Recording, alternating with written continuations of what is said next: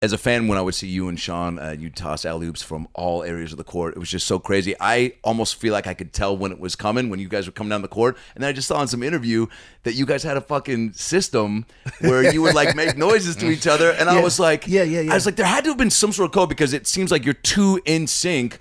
But like, you know, in the flux of the game, like you can't really give that much of an eye head. Like, you know, when we were in high school, you'd be like, hey, you know, because you had to give some sort of an indication. But what were like the?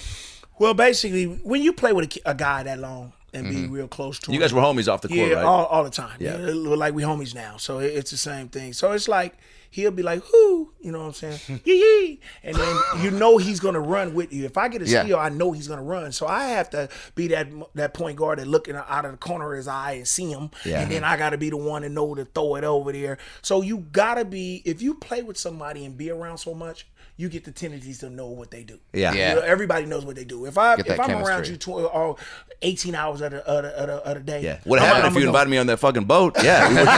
This would have been a See, and then I would have been in trouble. See, your parents would have got me all bad. They would have been professional athletes, just young kid, drunk and everything all the time. No, we couldn't do that. We couldn't do that one. Wait, what was that noise again?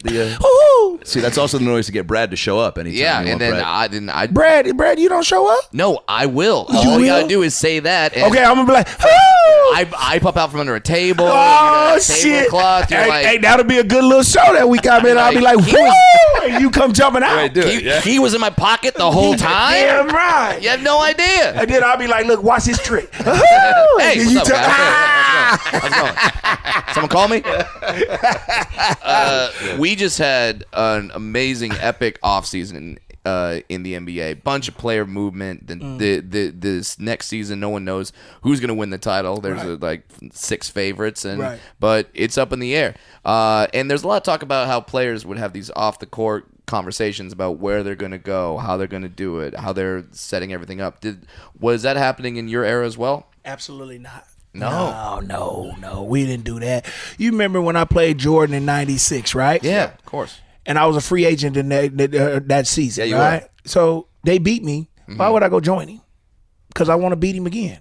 That's the kind of competitiveness I had. I didn't want to go team up with him. Why would it? Wasn't even a thought, huh? Well, no, hell no. It ain't no thought. I didn't want to go to another team. My team was good.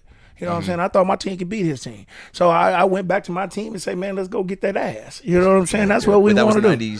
96. And had you been guarding him fucking the whole series, probably. Yeah, if I would have started guarding him from game one, it would have probably been there, and Nate wasn't injured. It would have probably been a different story, but we don't go back and hoot off that. You know what I'm saying? It is what it is. But guys, now you think it's what, to get the ring quicker? They play AAU together. They friends. Oh, yeah. Remember, they friends. Oh, they grew up with each other since they 12 and 13. Mm-hmm. You forgot that. You know what I'm saying? All these dudes, they play together with each other. If you look at a lot of them, all of them played on the same AAU team. They all together. They work out together in the summers. Their girlfriends and their wives are hanging out with each other. They're going on the trips and banana boats. Going on the banana boats. You know what I'm saying? So it's like that. So it is what it is. So when you come out and you play college one year and you play it with each other, and then you say, okay, look, we about to get drafted. We only got to do 4 years.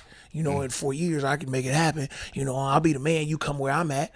I'll make them do that. You don't sign your contract. Sign with us for 2 years. We together. We play together. Oh, so that's the way the game goes. Yeah. You know what I'm saying? You think it's good, or, I mean, obviously, like with social media. It's their era. Yeah. I don't care about that, man. It's tough to compare, right? It's tough to compare my era to era. Do you wish you had social media? Hell no. Fuck no. No, because then people be posting photos from the boat. I'm glad I didn't have no mother camera phone and all that. Hell no. No I don't wish none of this shit on nobody. None of this, man. Every time you see it, man, you could be somewhere. I could be kissing a girl somewhere in the cut, and then don't worry about it in my era. Now you got to be like, damn, did somebody just video us and shit? And you know yes, they did. And then you on TMZ and all that shit, man. We didn't even have TMZ. You see what I'm saying? See, we ain't had all that shit, man. That's why it was a good era. Good era. You probably, I mean, there's books just probably waiting to be written from some of you guys. When I write my book, man, it's gonna be Are you doing? Insane. You got to, right? Yeah, insane. I mean, dude, people. But I ain't gonna tell on everybody. See, I gotta change names and shit. You know what I'm saying? Because I was a wild little boy. Farrell's Markley and me were. You know, M.O. Joe. You know what I'm saying? You know what I'm saying? We was all kicking it, you know, over at this chick house. Sure. It's about last night.